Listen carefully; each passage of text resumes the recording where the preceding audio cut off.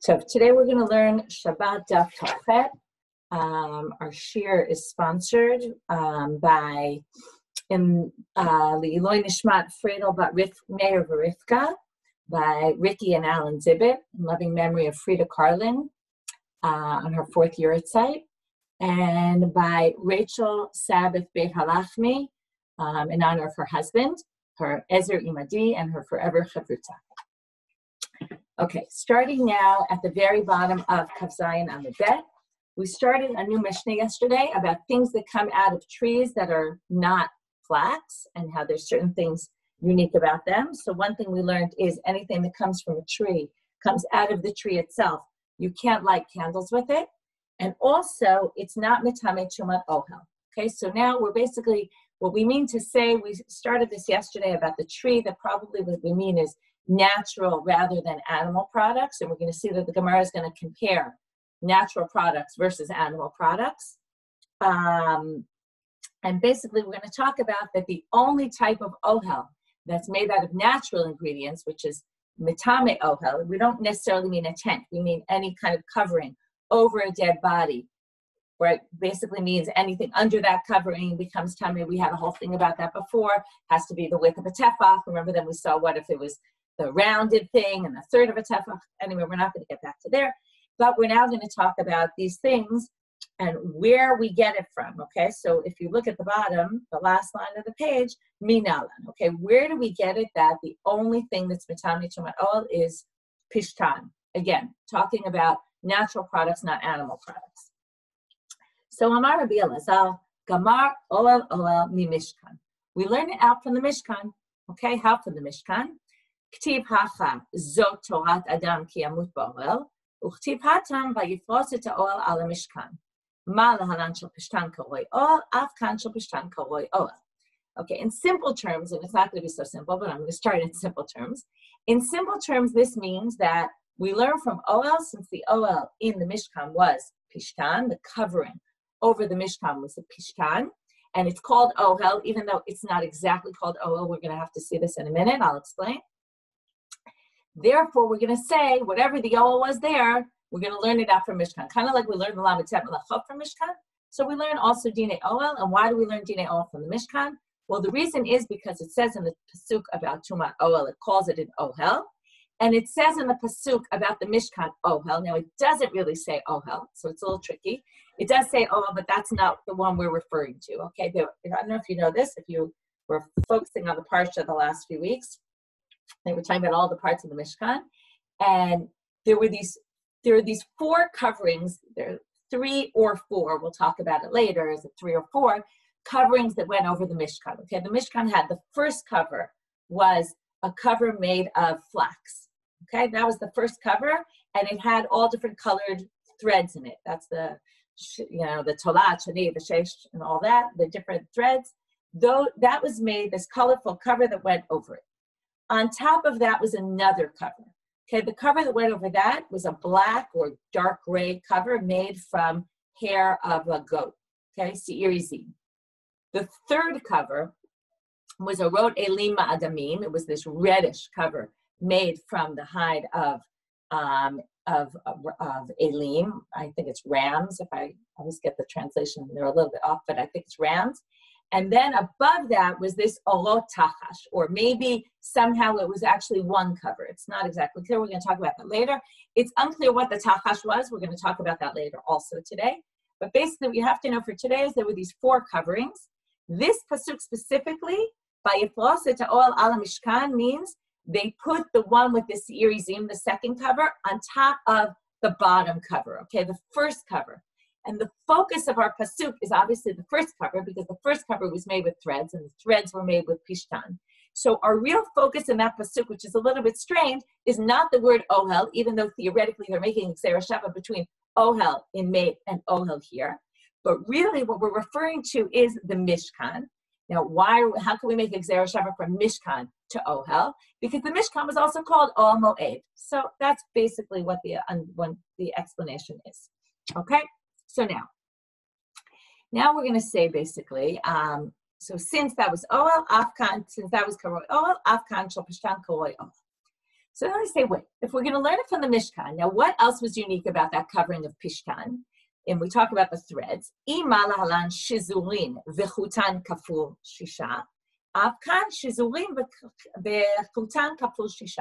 The strings that they used in the Mishkan on this covering were 6 strings intertwined into one and then doubled over. So maybe we should say that only when you have Pishan, that's done with the exact way they did it in the Mishkan, with the 6 strings intertwined into one string and then doubled over, maybe that's the only way it would actually be an Oel. And if we're learning it from there, let's learn it from there all the way. So they say, no, Talmud Lamar, Oel, Riba. No, we had this, now we're learning something else, which is in the pasuk about Zot Torat Adam Ki Amut Ba'ohel. It says, okay, I'll read the rest of the pasuk. Kol ha'ba'al ha'oel v'kol asher ba'oel yitma shivat yamim. It says oel 3 times in the pasuk, which means that, again, this goes back to what we did yesterday. You have something that's limiting. You have this Gzeira Shava between Mishkan that limits it, only things that are like the Mishkan. On the other hand, we have something that is inclusive. We have oel mentioned many times, which means we're including extra things. So we're going to say, okay, it's going to be like the Mishkan that is Mishkan, but it doesn't need to be like the Mishkan in terms of all the details. So therefore, they say, okay, well then, another question though, oel riba. Once you're going to say it's oel riba and it includes all other things, well then maybe we should say afilu kol milei nami. It should include other materials that are come from a tree and not just flax. So therefore, they say, in king gzeira shava maya hanilech, right? Again, it's a balancing game. We still have the gzeira shava from the Mishkan, so we have to say it means something. So therefore, we're going to assume it means like the Mishkan, which is flax, and not like the Mishkan, that it doesn't need to be all those details of how they did the strings of the flax. Ve'ema. But then they say, well, why don't we suggest another thing then? Other things that existed in the Mishkan. We don't only, now I think what was bothering them is many times you have coverings that are made of a tree, right, of wood. So wouldn't wood be obviously Tumat Ohel? So they say, and now they're going to question it really from their way of questioning, which is again the Mishkan. If we're learning it from the Mishkan, we all know the Mishkan was built with these wooden krashim. Now it's strange also they're saying this because the krashim didn't make the coverings. All those 4 coverings I said didn't include wood, but the krashim were support beams. They were used in the Mishkan. So if wood's used in the Mishkan, and we're learning all from Mishkan, even though the wood wasn't used as a cover in the Mishkan, still maybe we should learn that wood would be included. So, Amar Krav Asita Krashim LeMishkan. They say, notice the way the pasuk says it. They made krashim for the Mishkan, which means, now what did we say before? They called the cover the Mishkan, right? The cover itself was the Mishkan. Here it says they made beams for the Mishkan. So what do we learn from here? Mishkan, kawai Mishkan, ve'en krashim koyim Mishkan. You can't say that the word krashim is synonymous with Mishkan, but you can say, now again, it's not that the cover is synonymous with Mishkan, but the Torah actually calls the cover the Mishkan. So that means that that's the building, that is the Mishkan. The krashim are just something that was used in the Mishkan, so we can't learn from krashim. So then they say, wait a minute, elameata. You're going to say that if you say, okay, now again, this is very nitpicky, right? But you're going to say, if it says something is for the Mishkan, then that item isn't Makabel Tumah, right? Because that item isn't the Mishkan itself. And only things that are like the Mishkan itself, which include the covering of it, are going to be Tamei Tumah Oel. And remember, we've been talking now that the only thing that's Tamei Tumah Oel is Pishtan, but that's in the category of natural products, as opposed to animal. Now, also, when it comes to animal, it says in the Mishkan, another thing that we know, okay, this is the 3rd covering we're going to get to. It says, Elameata va'asita michser la'ohel. Okay, we're now about 12 lines from the top. Hachanami michser lo ikre ohel. Notice this word. We're going to make a cover for the ohel, and this is the cover that's made with the orot elim madanim. And hachinami, you're going to say michse lo ikre ohel, right? How could it be? You're going to say that michse is not an ohel, and we know it's also makabel tumah. So, right, it has tumat ohel in it. So they say elahad. Okay, so now, and if you want to say maybe maybe skin from the elim is not mikabel, does not create tumat oel. You can't say that because Hadibai Rabbi Elazar asked the following question. Now the assumption of this question is going to be that clearly that the behemot tehorot, kosher animals, if you use their hide and you cover something with it, it's for sure going to be makabel. It's going to have tumat oel. How do we know this? Because by Rabbi Elazar, or behemat tme'ah malu sheyitma ba'oel hamet. He asked the following question: the hide of a non-kosher animal, if you make a tent out of it or you cover a mate with it, will that pass on tuma? So therefore, has to or behemat toram u'metame or behemat tme'ah mebaya. If the hide of a kosher animal doesn't have tumat oil, of course you wouldn't even bother asking about a non-kosher animal. And therefore, we're going to assume that. So again, where does that take us? We're back to where we talked about the krashim. And it said they made krashim for the Mishkan, which showed krashim are not synonymous with Mishkan, which means they're not makabel tumah, they're not susceptible to impurity of tumat made, right, of tumat ohel in a mate. Then also it says asita michseh la'oel, and the michseh was made from animal hide, kosher animal hide, and it's obvious the kosher animal hide does carry impurity of tumat oil. Otherwise, Rabbi Elazar would not be asking this question about non-kosher animals. So what is the Gemara answer? Shane hatam dehadar ahad rakcha. Okay, the pasuk repeats it in another way later. Dichtiv v'nasuit yiriyot mishkan. Now we're talking about the third covering of the orot elim adamim. V'nasuit yiriyot mishkan et ol moed michseu u'michseh hatafash asher alav. Now this pasuk compares the Yiriyat Mishkan, which is the bottom layer of the bottom cover, which is the one we talked about from the beginning, made from the flax threads. And then it says, "Et ol moed michseu u'michseh tachash asher alav." Michseu is the orot elim adamim, the red one. The michseh tachash is the one above that. So what did they say here? Makish elyon l'tachton. They compare the michseh to the Yiriyat Mishkan. In this pasuk, they're all mentioned in one, like as if they're together. So therefore, matachton karoi oel, afal yom karoi oel. So they say because they seem to be comparing the laws of all of them. They say just like those are oel, this is also oel, and that's why those are considered oel and those all have tumat oel. But the krashim, wooden boards, are not mentioned ever in that kind of way, and therefore they're not makabel tuma. Okay, so this was all an exercise in how do we learn it from the Mishkan? How much do we learn it from the Mishkan? Can we learn other things from the Mishkan or not? And that was the whole thing. And we get to, again, you could say that theoretically the sugya is one of those sugyot where they knew the answer before and they're just trying to fit it in to all the psukim, right? It's not always the most convincing arguments because they're arguments that are really coming from knowing what the truth is or what their truth is and trying to put it, make it work within the sources. Okay, now we're going to go back to this question that he asked. Rabbi Elazar asked that we kind of just made mention of, but now we're going to learn it inside. Kufa. By Rabbi Elazar asked the following question. Or behemat me'ah, ma'u she'itma tum'at oalim. Is or behemat me'ah, right, if you use the hide of a non-kosher animal, does that create tumat oel? So now they ask, my kamevile, what exactly is this question? So Amrav Adabar, what he really wanted to know was, it all had to do with the tachash. Because again, if you learn it from the Mishkan, now you would think everything in the Mishkan is made from kosher animals. But maybe this was really what his question is. Tachash haya b'yimei Moshe kamebayle, tameh haya o tahor haya. This tachash that existed in the time of Moshe, which we're going to learn later from a source that it existed then, it doesn't exist anymore, although we'll talk about it in a bit. But was it tameh or was it tahor? Okay, so again, this is the final covering of the Mishkan, was made from the hide of this tachash animal. So Amar of Yosef, my tabayle. So basically, the question is, when he asked the question, is or be'emat me'ah matame ba'oel or not, what he was really asking was the tachash and the covering that was made from tachash, was this tachash a kosher animal or a non-kosher animal? So Rav Yosef answers very simply. We're going to see two answers, opposite answers. One says it's tahor, one says it's tameh. Rav Yosef says, "My tibayle." What kind of a question is he asking? Tanina, there's a brayta that says, "Lo uchsharu lemelechet shamayim ela or behemat torah bilvad."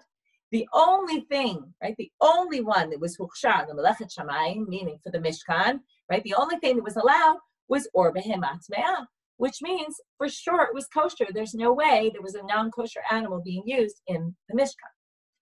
Mativ Rabbi Abba. But Rabbi Abba asked the following question. He brings the source that says, Rabbi Yehuda Omer, Shnei mechseot hayu, echad shel orot elim adamim, ve'echad shel orot chashim. This is what I said. There's a debate about whether there's really 3 coverings or 4 coverings.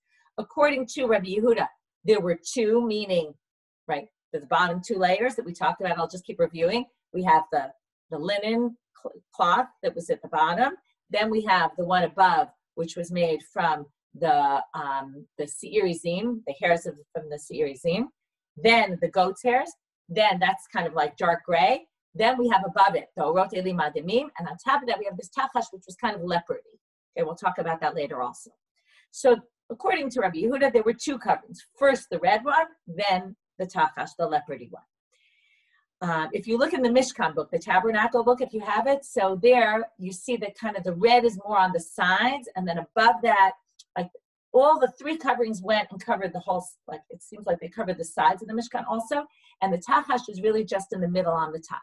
So the question is, was it a separate cover above, or according to Rabbi Nechemia, Omer michse echad haya.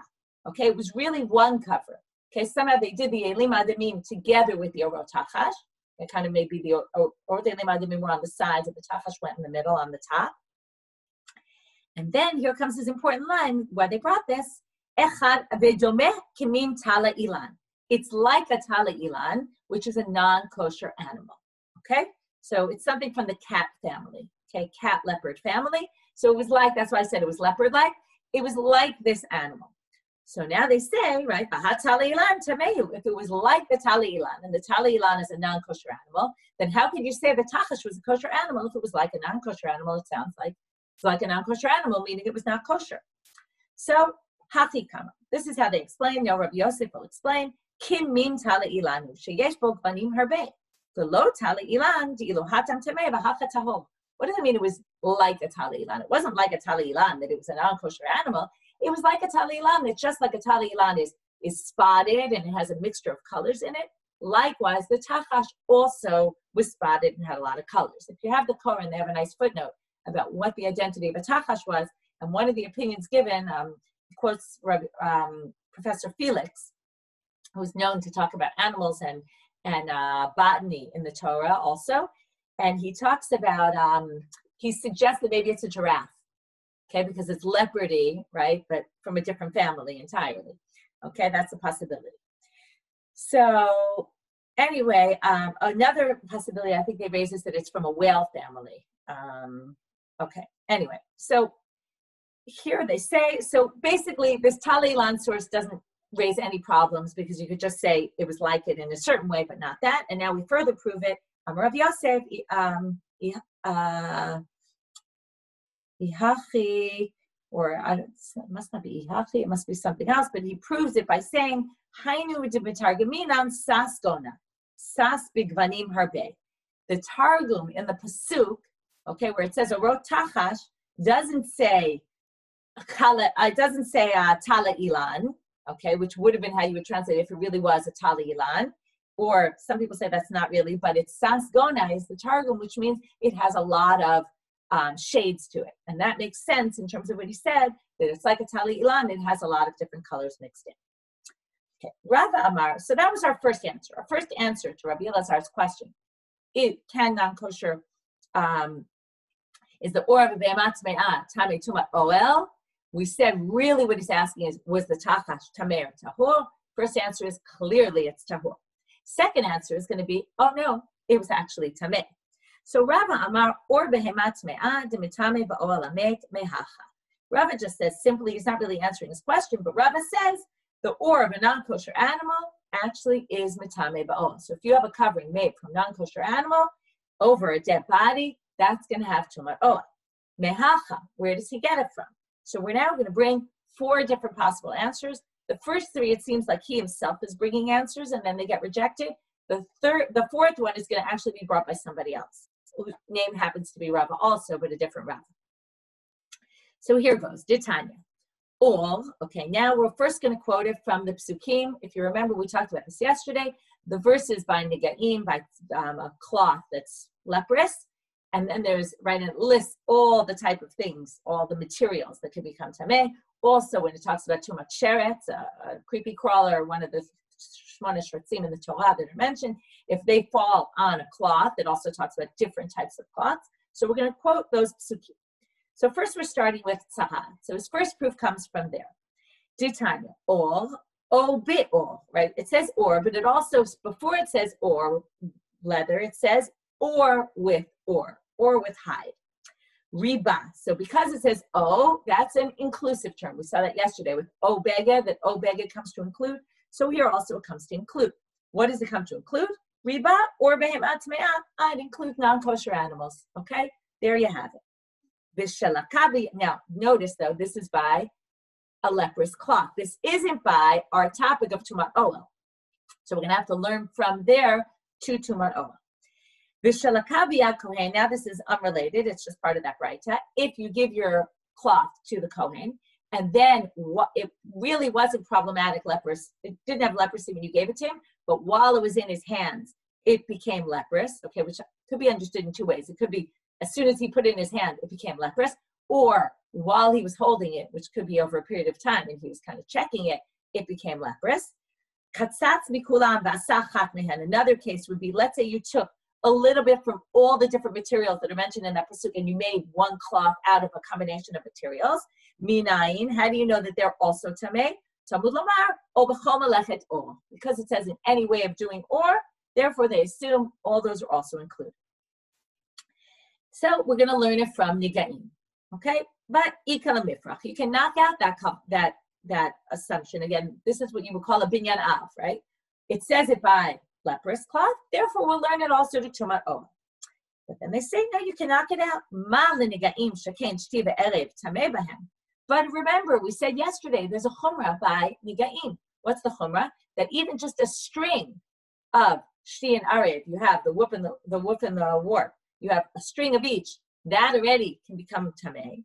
So therefore, if that's already tameh, that means nigaim has more of a chamor din. That for sure wouldn't be true for tumat oel, and therefore maybe you can't learn from there to tumat oel. So let's try the second attempt. Ela gamar mishratzim. Let's learn from the shratzim pasuk ditanya. Or ainli ela or. Again, now we're quoting not the same pasuk by nigaim. We're quoting the pasuk by shratzim when it mentions also hide. Or ainli ela or behemat te'oha. Or behemat me'ah minayim tamud lomar o or. Again, it says or leather. Therefore, it includes, right, more things. We can assume it includes even non-kosher animals. But again, and then we learn from there to oel. But again, remember we learned yesterday, there's a chumrah by shratzim. V'ikal mifrach malish shratzim shekem tamim b'chadasha. They're metame in such a small shiur, even if it's just the size of a lentil, as opposed to tumat oel, which it has to be kizayit. So that's not a good proof. So now they say, but we could say like this.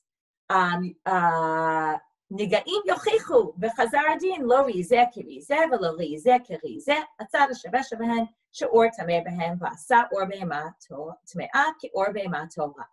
This is what we call, well, you have two things. You can't learn it from this one, you can't learn it from that one, because each has its own chamor din, its own stringency. However, if you take both and you put them next to each other, we say, wait, this chumrah can't be what's making that halacha, because the other one doesn't have that chumrah, right? It can't be the ka'adashah is what makes this halacha, and it can't be because, right, the other one doesn't have it, and it can't be that because shti and erev is, then, but the other one doesn't have that din. So basically, we say, go to the least common denominator. What's the least common denominator, right? They're both things that are tameh, right? And they're mitameh, right? They have the capability of being susceptible to impurity.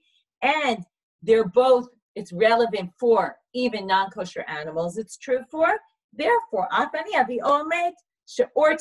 since or is one of the materials that is tameh for tumat made, and nasaba or be'emat me'ah or be'emat toha. So then let's say that it works. Okay, so now that's what we call the least common denominator, and that works. But Amalei Rava mi Barnish, Rav Ashi, Rava mi Barnish. This is the other Rava. He comes in and says, no, can't do that. Because why? There is another least common denominator of those two things that, or a common denominator that's not true for oel made. What is that? Right, that's the common denominator. shetzmeim bepachot mikazayit. Both of them have a smaller shear than a kazayit. So the lentil is the size for the shratzim, and when it comes to negaim, it's the size of a grease, okay, which is a little bigger. It's like a kind of bean, okay, bigger than a lentil, but smaller than a kazayit. And therefore, they both have a chumrah, and therefore, tomar b'meit she'eino mitamei ela b'kazayit. There it's only a kazayit, and therefore you can't learn from both of them to mate. So we're left with, we tried 3 approaches, right? We tried negaim, we tried shratzim, we tried shratzim and negaim together. No can do. So Ella Amar Rabba Mibarnish, again, we're still trying to figure out a proof for Rabba. How does he say this? So here comes Rabba Mibarnish, the other Rabba, and he says, Ati b'kal v'chomer minotza shelizim she'em mitamei b'negaim. Okay, the notza shelizim that was in the Mishkan. Okay, remember, well, that was the second layer, which is not mitame b'negaim, but is mitame ba'oel. So what do you see here? That there's something in, okay, the notza shelizim is not mitame b'negaim and is mitame ba'oel, right? It's not one of the things on the list of all the things that can be mitame, a beged, right? A beged made from a notza shelizim is not mitame. That came up on Kavav Amud Bet. You can go back there and look. Therefore, we go like this. Or behemat, and yet it is mitame. How do we know it's mitame ba'oel made? Because it was in the Mishkan. So we now have something where it's tame in oel made and it's not tame in negaim. So therefore, we're going to make a kal v'chomer. Or behemat me'ashem mitama b'negaim ein odin shemitame ba'oel made. So right, if we have this notza shelizim, which isn't mitame b'negaim but is oel made, then we can assume that anything that is in the leprous clothing should also for sure be also in oel made, because oel made includes other materials that aren't in the negaim. So therefore, it's kind of more chamor, and therefore we should make a kal v'chomer and learn it through a kal v'chomer, and that's how he gets to his conclusion. So again, where did we start? We have Rabbi Elazar's question. We explained that his question was really about the tachash. Rabbi Yosef said clearly the tachash was tahor because there's no way they would make it out of something tameh. Comes Rabbi, and Rabbi actually says no. It can be from a behemat me'ah. Behemat me'ah can be from din of oel, and he learns it out from a kal v'chomer because of this notza bizim, which is mitame oel and isn't mitame negaim, and therefore we can learn it from negaim, from the leprosy. But now we have an issue, because if you remember, when we had Rav Yosef, what did he prove? He proved it from a Braita. He said, the Braita said, okay, let's read it inside again. The Braita said, Lo huchsharu lemelechet shamayim ela or behemat torah bilvad. So how could it be that Rabbi thinks that they theoretically could have used behemat me'ah in the Mishkan? So elahadatani Rav Yosef lo huchsharu lemelechet shamayim. We're on the 4th line of Kafchet Amud Bet. Ela or behemat torah bilvad lemay hilchata. So then what's that coming to say? Because basically, even though Rabbi doesn't say it explicitly, it has to be that Rabbi thinks that the tachash was tameh, because that's what we said the whole question was in the first place. So how could you say that it was used if only for Melechet Shamayim you could only use or behemat torah bilvad? So it must be that Braita that was talking about Melechet Shamayim has to be with something tahol, was talking about some other halacha. So what halacha? Litfilin. Must have been talking about tefillin. Tefillin have to be made, we know this, right, from kosher animals. Well, the Gemara says, and this is very similar to the structure we had yesterday, tefillin behedik tiv behu. What do you mean? You don't need a drasha for that. It says it's listed in the pasuk. Now we're assuming, what are we talking about? The parchment that it's written on. Okay, the parchment has to be from a kosher animal because it says about tefillin, leman tiyeh Torat Hashem beficha. Now, why does it say beficha? That the Torah should be in your mouth. They darshan from that. Min hamutar beficha, that it can only be from things that are allowed to be put in your mouth, okay? Which means kosher animals. So therefore, we learn that directly from the Torah. You don't need this drasha for it, even though it's also a drasha, but kind of was learned out from there. We wouldn't learn it from here. So Ella le'oran. What must it be? It's to teach you that it's also, once we have that drasha, you don't need the line lo tru melechet shamayim ala or be'emat Torah bilvad when it's already learned from something else. So what do they answer? Ela le'oran. The boxes are made of hide of animal, the tefillin boxes, so it must be for that. Then they say, no, that also is obvious. Because ha'amar Abaye shin shel tefillin halacha l'Moshe Sinai. The fact that we put a shin on the box is halacha l'Moshe Sinai, which means basically what? That the shin is a name of Hashem, and the shin is part of the box. So therefore, Leman Tiyeh Torat Hashem Beficha must clearly be relating also to the box. okay, and the high used for making the box. So what do they say? Option number 3, Ela lekorcham b'sa'aran or letofram b'gidan. How do you tie the box together? How do you stitch it? You stitch it with what? With the hair or the sinews of the animal. So therefore, when they tie it with the hairs and they sew it with the sinews of the animals, has to be from a kosher animal, and that's what that line in the Bright is coming to tell you. But they say, Hanani halacha l'Moshe Sinai. That's also halacha l'Moshe Sinai. Titania, tefillim merubaot halacha l'Moshe Sinai. Nikrachot b'sa'aran v'nitfarot b'gidan. Okay, the fact that tefillin are squares, halacha l'Moshe Sinai, and the fact that they're tied with hairs and with the sinews, and that obviously means from kosher animals, and therefore that's halacha l'Moshe Sinai. That can't be what it's telling us either, right? As soon as something is kind of a higher level, it's obvious that's not what this means. So fourth answer and final answer, we seem to have a common theme of 4s, getting up to Pesach maybe. Okay, fourth answer, Ela l'ritzuot. It's to tell you the ritzuot, the straps of the tefillin have to be made from kosher animal. So again, they say, V'hamar Rabbi Yitzchak ritzuot shchorot halacha l'Moshe Sinai. We already know this, halacha l'Moshe Sinai, that the ritzuot have to be black. So the Gemara says, okay, so what? It says they have to be black. It doesn't say they have to be kosher animals. So they said, that must be what that line is coming to say. And therefore, the line doesn't refer to the Mishkan, according to this interpretation. And that's how we can answer Rav Yosef to support Rav's interpretation. So now they said, okay, fine. Well, we really want to know, though, what's the answer? You brought us, right? It's funny. They don't usually do this in the Gemara, but once in a while they do, right? Okay, so we have his opinion that it was kosher animal. We have his opinion it was non-kosher animal, right? Rav Yosef versus Rava. Okay, so, but the Gemara says, my have ala de tacha shaya b'yemei Moshe, right? It's really piquing their curiosity. So what's the deal? So we get an interesting source here. Amar Rabbi Eli, Amar Rabbi Shimon ben Lakish, Omer Haya Rabbi Meir. Okay, they say Rabbi Meir used to say, Tacha shaya b'yemei Moshe bria b'fnei atzma haya. It was its own unique creature. Lo hichriyu bo chachamim imin chayahu imin behemahu. The rabbis didn't know, was it a chaya or was it an animal, a domesticated or a non-domesticated animal? The keren achat hayta lo b'mitzcho. It had one horn on its forehead. It sounds a little unicorn-like, right? It had one horn on its forehead.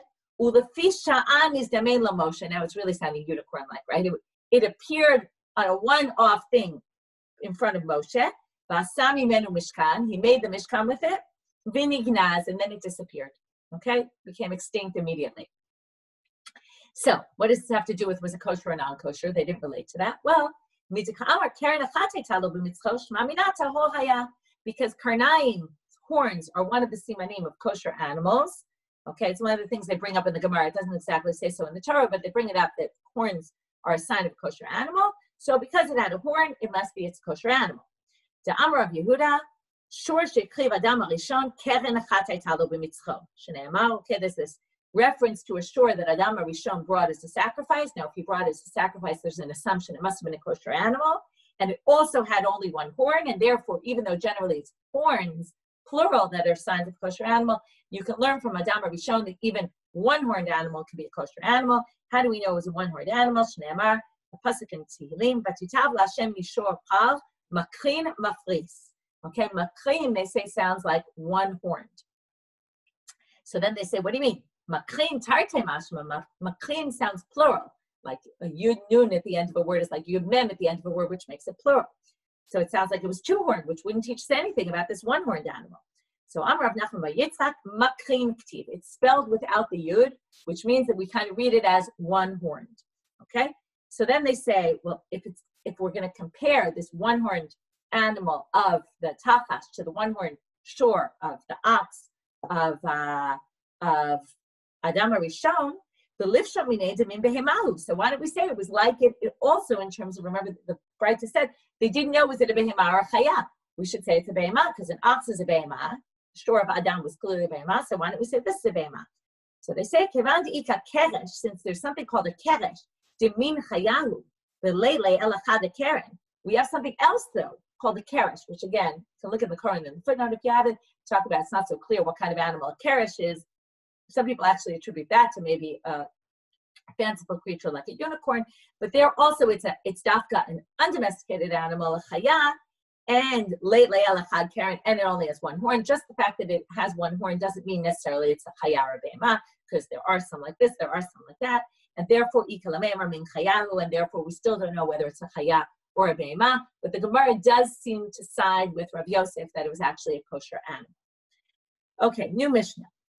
We're moving on to a different topic now. When you make the wicks, what do? You take a piece of cloth and you tie it, right? You kind of twist it and you turn it into a wick.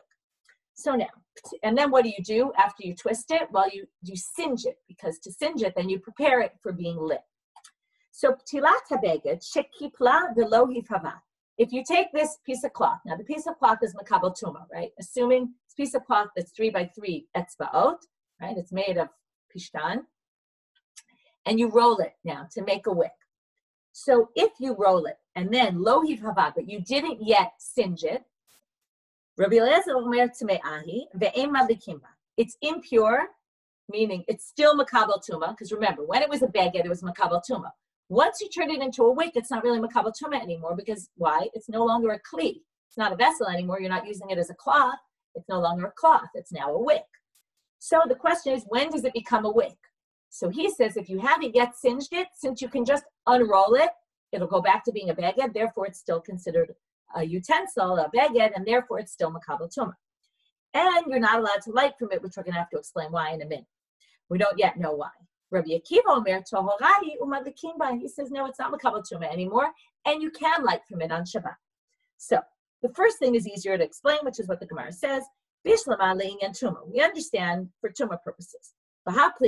This is their machloket. Rabbi Eliezer savar kipule no mu'il. The fact that you folded it doesn't mean anything, because you could just easily unfold it. And therefore, b'milta kamaita kaimi. It's still considered what it was before you folded it, before you rolled it. But Rabbi Akiva savar kipul mu'il. No, it works. Once you roll it, then it's rolled. You're not going to probably unroll it. So it's as if it's no longer a beged anymore.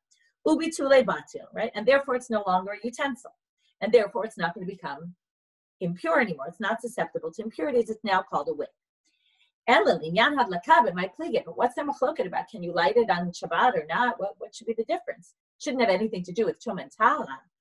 So the first explanation we're going to see today, the next explanation is going to be in tomorrow's stuff. Amar Rabbi Elazar, Amar Rabbi Yashaya, Amar Rav Ada bar Ava. Remember that Rav Ada bar Ava is one of these people, because we're going to question him later. We're talking about that the piece of, we're talking about a beged that was exactly 3 by 3 etzbaot. Okay, exactly, precisely. Why is that important? And not only that, it's b'yom tov shechalio erev Shabbat askinan. Just like with the Shem and Sreifa, it's where Friday was Yom Tov. We're lighting now on Yom Tov for Shabbat. Now, 2 other halachot you have to know before we get to this. We're going to assume both of them hold like Rabbi Yehuda for muktzah purposes. Muktzah and nolad are somewhat related. We're really going to talk about nolad today. Something that was created. Okay, here we can see. You can use a kli to light with, but you can't use something that was broken on Yantif. Something that was broken on Yantif is what we call nolad. A broken kli, assuming it's still of use for something, is kind of like a new something was created. It's now become broken. That's called nolad according to Rabbi Yehuda. According to Rabbi Shimon, that's not nolad because it was a kli before. It's just broken now. That's not a new thing. But he's going to say a broken kli is, okay, Rabbi Yehuda thinks it's muktzah or nolad, we're going to call it. Okay, it was something that was created on Yom Tov, which can't be used. And the kuleam eat lehu de ula. And they both hold by ula, de amar ula, hamadlik tzarich sheyadlik berov hayotze. When you light, you have to light from the majority of what's sticking out from the wick, out of the oil. So, what does this have to do with anything? Rabbi Eliezer savar kipule no mu'il. Since kipul doesn't work, right? He thinks it's still a baguette. B'kevan de adlik beporta haviale shever kli. Now, because kipule no mu'il, this wick right now still has the status of a kli. If it's a kli, we allow you to light this, what's going to happen? Kevan de adlik beporta. As soon as you light a little bit, haviale shever kli. It's now going to be a broken kli because it's no longer 3 by 3. Remember, it was exactly 3 by 3. As soon as it starts to burn, it's not 3 by 3. It's now called a broken kli. Well, according to Rabbi Yehuda, you're not allowed to light with a broken kli. So as it continues going, you're basically using a broken kli to keep your candle going. So that's why he says you're not allowed to light on Yom Tov Shechal Shabbat, the Erev Shabbat. Rabbi Akiva Savar Kipul Mo'il. He says no. As soon as you roll it, it's no longer a kli, which means what? It's not going to be a broken kli because it's not a kli at all. It left the laws of kli and all that. So, right, you see there's this crossover between Tuma and Muktzah and Nolad. So he says like this. Rabbi Akiva Savar Kipul Mo'il, Ve'ein Torat Kli Alav. It's not called a kli anymore. It's like lighting with a piece of wood. That's not a kli. And therefore, we don't care if it diminishes from 3 by 3 at that point. It's not a broken kli because it's not a kli at all. Right? In order to be a broken kli, it has to be considered a kli. So, Amar Rav Yosef, Haynu D'Tanya, and here's his proof. This is where it says, okay, this is proof that this is, this proof not for either side, but proof that that's what the Mishnah is talking about. Because he says, this is what they say. Gimel al gimel d'tanina, gimel al gimel mitzumtzama, b'la yadan alamai hilchata. It was said about some Mishnah that the Mishnah is referring to a case of 3 by 3 exactly, right? No more. It must have been talking about this Mishnah, okay? And as I didn't know what they were referring to, now I know.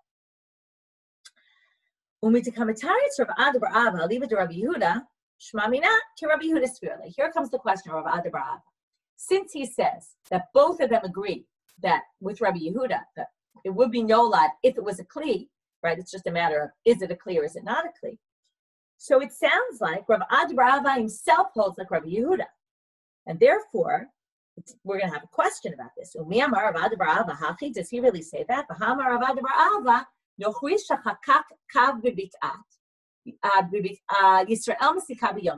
If a nochri took, a non-Jew took, created a kli out of wood, okay, he kind of made this, he carved out a kli from a piece of wood on Yom Tov, a Jew can use it for lighting on Yom Tov.